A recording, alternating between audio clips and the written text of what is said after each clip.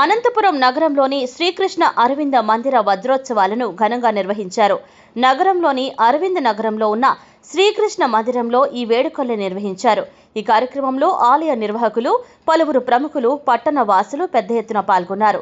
శ్రీకృష్ణుని ప్రత్యేకంగా అలంకరించి పూజలు నిర్వహించారు. శ్రీకృష్ణుని నామస్మరణతో ఆలయం మారుమ్రోగింది.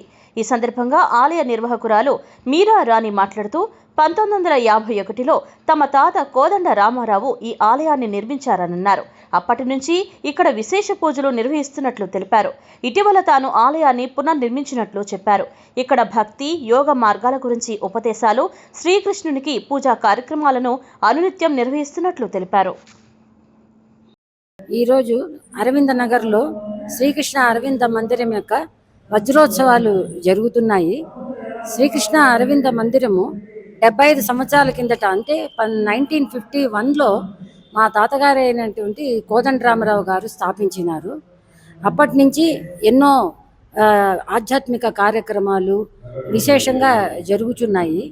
వారు కీర్తిశేషులైన తర్వాత నేను ఈ మధ్యకాలంలో అంటే 2022లో ఈ మొత్తము బిల్డింగ్ను మళ్ళీ పునరుద్ధరించినాను.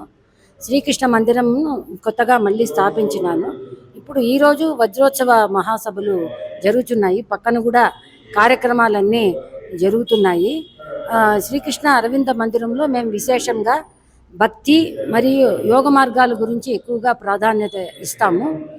అందరూ ప్రతి ఒక్కళ్ళు ఈ అవకాశాన్ని సద్వినియోగపరచుకోవాలని చెప్పి నేను కోరుతున్నాను. మీ అందరికీ నా ధన్యవాదాలు. నా పేరు మీరా రాణి. నేను ఈ వ్యవస్థాపకులైనటువంటి కోదండరామారావు గారి మనవరాలిని.